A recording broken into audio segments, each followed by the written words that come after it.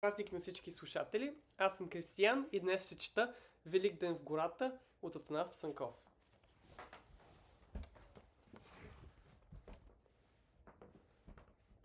Велик ден в гората.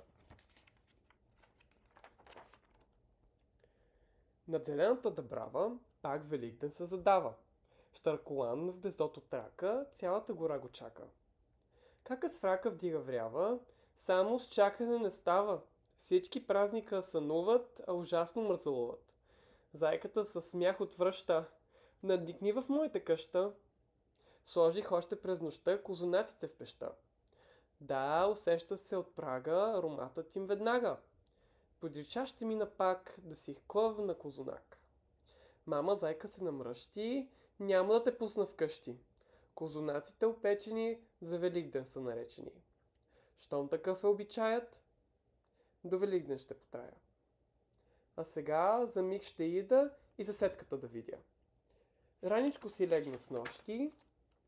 Рунтавелке, спиш ли още? Охо, от кога съм станала, с работа съм се захванала. Ще си шия на машина нова рокля от коприна. С фраката й се присмива: искаш да си най-красива, а децата като лани на Великден пак не прани. Лъже с фрако заядлива, птица злая и завистлива. Скочи гневно кум вълчан, спотаен зад киче здрян. С фраката опашка свива и в търнаците се скрива. С вълчан шега не бива. Вълчо след велики пости, гладен тръгнал е по гости. Сам се скита из Балкана, но от никъде покана. Тук се спрея, там поседне, тук подуши, там погледне. Чудо в гората става, смях се носи и гълчава. Всеки с нещо е заед, оживление навред. Там пред своята хралупа баба Меца черги тупа. Днес решила изглежда къщата си да подрежда. Малък Мечо чисти дворчето и стъклото на прозорчето. Татко му цветя засява, кум вълчан се натъжава. Винаги тъгува щом, сети се, че няма дом. И самичък, гръб превит, тръгва пак, не драк, не мил. Зад една ограда ниска вижда къщата на Лиска. Махва му с ръка Лисана: куме, идвай без покана. Влиза в Лисиния двор, те лисичета в хор го посрещат с добър ден. Вълчо мига изумен, канят го като приятели, а от Лиса си е патил. Но кумата го прегръща: днес си гост в моята къща. Хайде, жив и здрав бъди, край на старите връжди. Лишке, до сълзи ме трогна, искам с нещо да помогна. Двора ти да окосия и вода да донеса. Лиса от сърце се смее: мястото ти ей къде е? До огнището на стола, под зелената топола. Тук от сутринта с децата боядисваме яйцата. В тези пръстени панички съм приготвила боички. Цвят червен от съвнал мак, а зелен от кукуряк.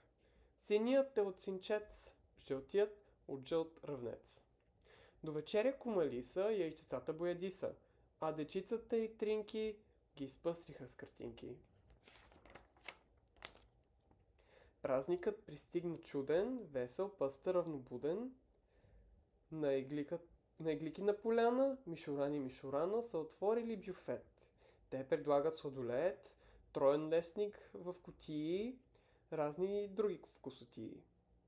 А за гладните юнаци, за червени козунаци. Най-напред Органа Вел идва лакомник козел. Я да видя, искам каша и с стафида. Но да има и бадемче. Мечо си поръчва кремче. Катеричко с гриска сам, корабийка с сусам. Изведнъж шумът пристава, стихва горската дъбрава. Зачервен и запахтян появява се вълчан. Пълен кош на гръб понесъл,